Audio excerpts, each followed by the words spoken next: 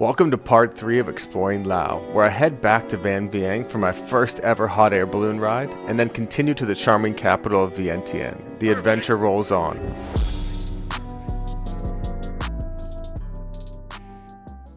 Yeah, so I'm in the taxi leaving Luang Prabang now, and it was an awesome 2 days. You can definitely spend a longer time here if you want to chill at the cafes, at the restaurants. Take it slow, a bit more of a slow travel place, but I feel like I did get a taste of it just in 2 days. Managed to see kind of the top tourist attractions, the main temples, the palace, did a Mekong cruise, went to a few of the nice cafes and restaurants overlooking the river. It's just an awesome place for slow travel, budget travel, and to explore the culture of Laos.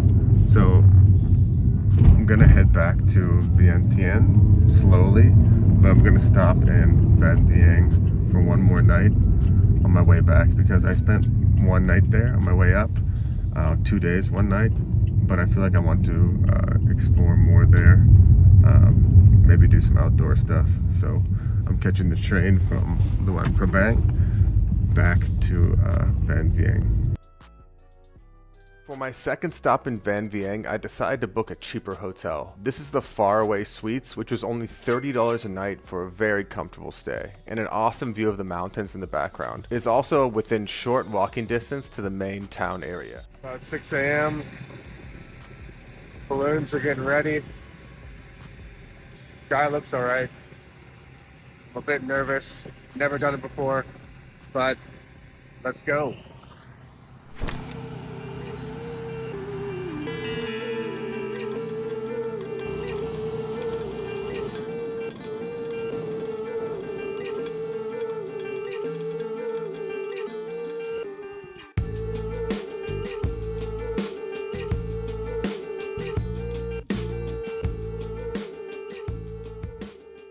Finished.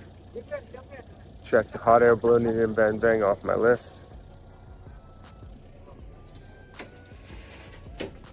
Tubing in Vang Vieng is an iconic adventure where you float down the Nam Song River surrounded by stunning limestone mountains and stop at each of the vibrant river bars. It's the perfect mix of relaxation and fun. It's just the start of the tourist season, the end of the rainy season. It was raining pretty hard earlier, so it's not super crowded. At night it's crazy quiet. There's just some backpackers around, not too many people, which is actually nice. Makes it nice and empty for eating food and for booking things. Vang Vieng has a night market every night where you can find souvenirs and also plenty of food. Vang Vieng is known for its many banh mi stalls, which cost only a few dollars. Back in the train station at Vang Vieng, heading to Vientiane for the last 2 days of my trip.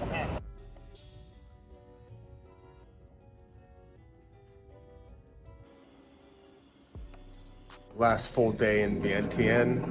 Gonna go see some temples, gonna go see the Victory Monument, walk around the city a little bit, and explore and enjoy my last sunny day here before I go back. So here at Wat Sisaket, which is the oldest temple in Vientiane, it still has a lot of the old architecture that survived the Siamese-Lao War, so the war that Laos had with Thailand in the past. It's filled with just tons and tons of Buddha statues.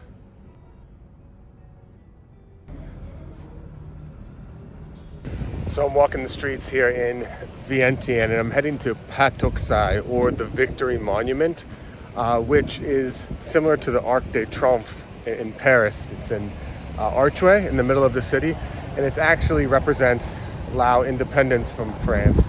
So I'm gonna walk there and check it out.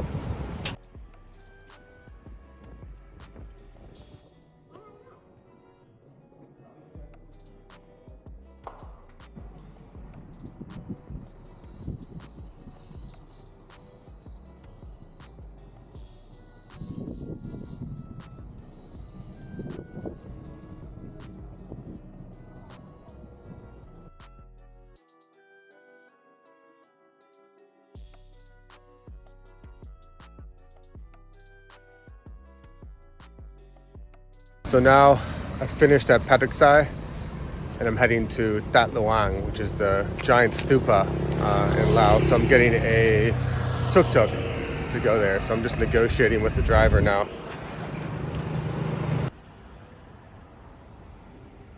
So I'm here at That Luang, also known as the Great Stupa, which is a national symbol of Laos, and it's an important religious site for the local people.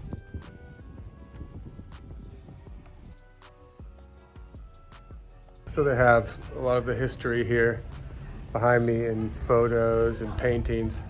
So I guess similar to some of the other temples in Vientiane, in the past they got attacked and ruined and looted, and then I think it was restored, and there was some investment put into it when the French colonized Laos, and it was fixed and then brought into the state that it's in now.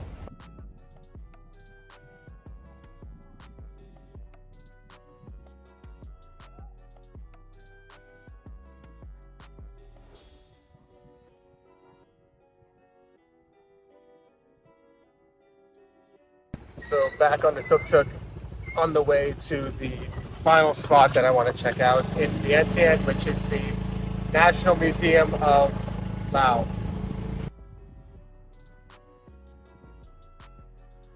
Here at the National Museum of Laos, I think I'm literally the only person in this entire museum right now. So learning about the different ethnic groups in Laos and also the traditions of each. So here they have some of the crafts, traditional dresses of each of the ethnic groups around. So I'm now in the National Museum of Laos on the second floor, learning about the past conflicts in the country. So there actually was a civil war in Laos during the American-Vietnamese conflict. And then before that, the Japanese occupied Laos. And even before that, the French colonized Laos. So a lot of fighting, but then Laos gained its independence in the 50s and has been relatively stable since.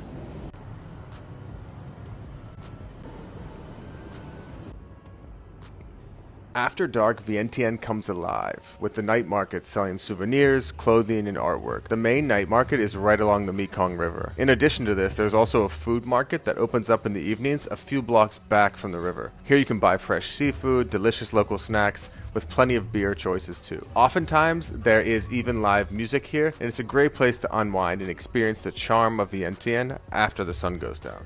From the vibrant streets of Vientiane to the breathtaking views in Vang Vieng and the rich culture of Luang Prabang, Laos has been an unforgettable journey of beauty, adventure, and history. Thank you for following me on this incredible trip, and see you next time.